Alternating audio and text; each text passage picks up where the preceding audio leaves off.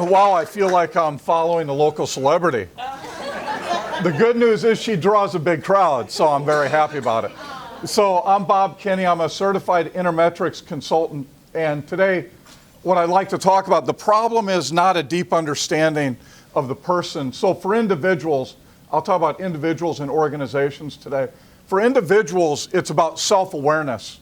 Only 10 to 15% of people are truly self-aware.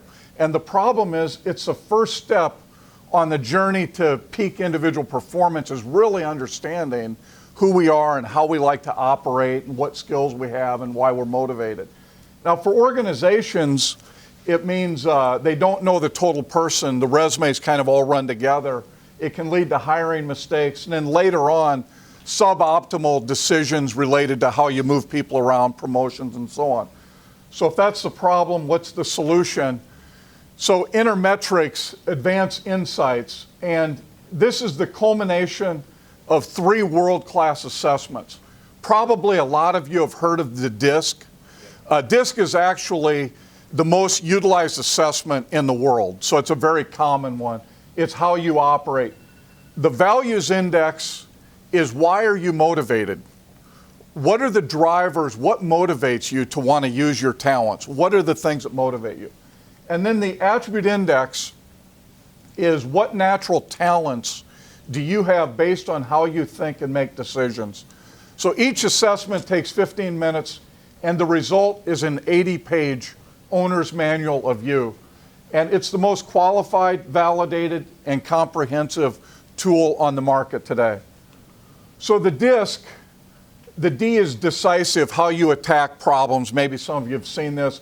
A high D, if somebody says, hey, I'm a high D, they're driving, they're forceful. You think of maybe some leaders or managers you've seen that had those tendencies. Here's our speaker, Sonda. I'm high I. People person, outgoing, inspiring, persuasive.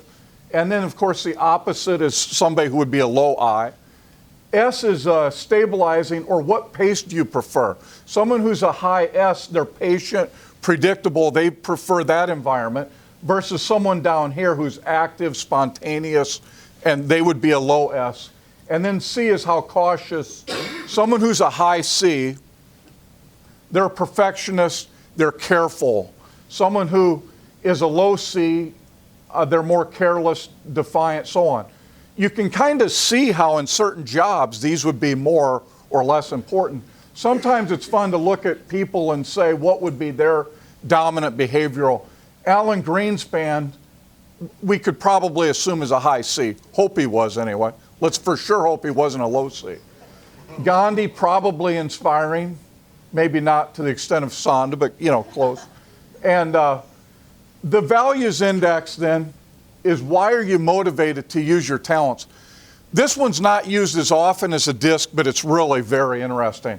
For instance, if somebody scores a high economic, that means they value practical results, they value return, and yeah, money, but it's really like ROI. They want to pay back for what they're doing. Someone who's individualistic, they value their independence. Political, it doesn't mean politics, it means control, power, influence. Like the CEO pattern is someone who's a high economic, high political, that profile is called the CEO. So this is very important to understand why people are motivated. So if you think of these folks, my guess is Einstein, very high theoretical, right? His whole life, the thirst for knowledge. Oprah, for sure, later in her career, doing good for others, very altruistic. And I would say Lady Gaga, probably individualistic, right?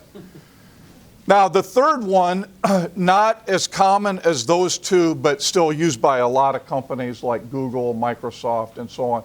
The attribute index, this guy here, Dr. Hartman, he founded the science of axiology, a new science, in 1967. He was nominated for a Nobel Peace Prize. He died before he could win it, and they don't award it posthumously, so he never got it.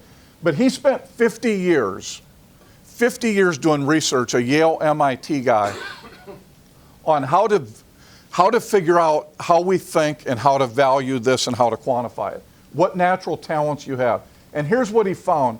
We all use 3 dimensions of thought when we think. All of us right now, we're using 3 dimensions of thought.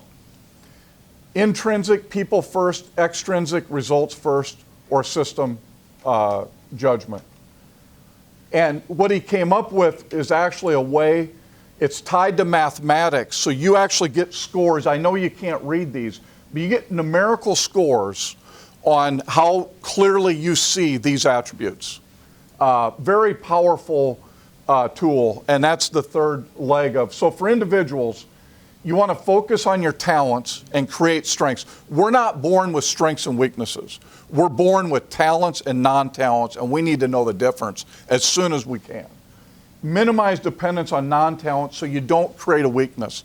If I have a non-talent and I try to use it, I'm going to create a weakness. For organizations, before hiring, get a deeper understanding of the person and use objective data for people decisions. That's the other thing here. This is all objective data. That's it. Thanks a lot. By the way, great million cups you guys have. Wow. Wow.